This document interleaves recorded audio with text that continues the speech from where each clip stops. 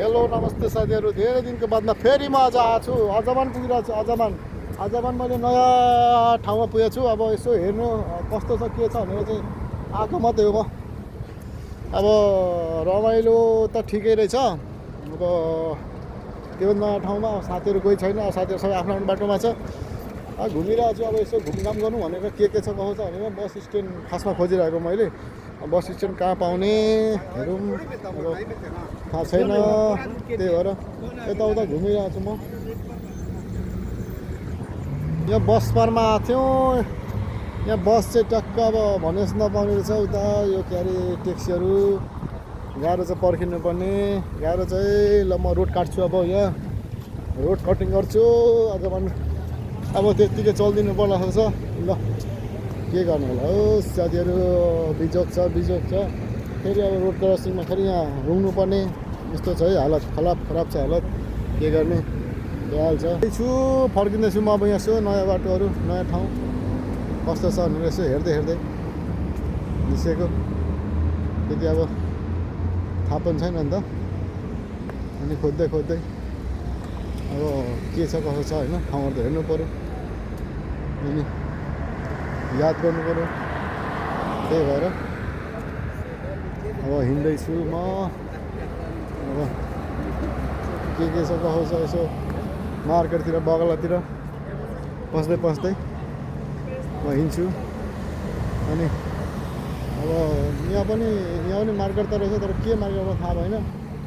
एकचोटि पसेर यसो हेरि आउनुपर्छ कि जस्तो छ। के छ यसो हेरिहालौँ न, याद गरौँ के रहेछ यहाँ कस्तो रहेछ। एकचोटि यहाँको लोकेसन पनि एकचोटि हेऱ्यौँ है। ल हाम्रो चट्टसँगले आज चाउमिन आइसकेको छ। अब यी साथीले चाहिँ आज पुरा हाफ मात्रै हानिदिने अरे। अब हामी चाहिँ फेरि फुल हानिदिने हो। यी च्याट्टसँगले साथी हो।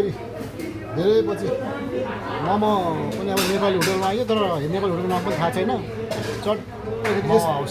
मोमो हाउसमा आइपुगेछ। मोमो हाउसमा फेरि टक्क गर्लफ्रेन्ड लिएर बस्ने ठाउँ रहेछ। अब यहाँ हामी छैनौँ भने के गर्नु, सिङ्गल मान्छे ल है साथीहरू यस्तै छ। ल खाइदिउँ है त साथी हो। हेड दुध खाइसक्यो, साह्रै मिठो। हाम्रो मोमो घरमा आएर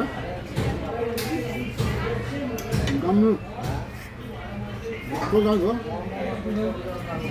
अब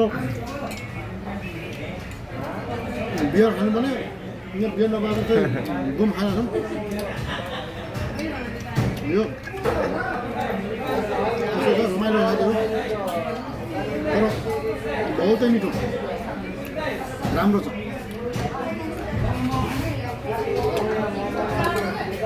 किनभने त्यसो जाऊ एकदम मिठो। आउनु होला तपाईँहरू पनि मोमो हाउसमा, साह्रै मिठो। मोमो हाउस आजमान जरपुरमा। त्यही पनि फेरि अब साथीसँग 10 वर्षपछि भेट भएको। 10 वर्ष अचानक त्यो पनि हिँड्दै भेटको हामी सँगै थियौँ साउदी अरबमा।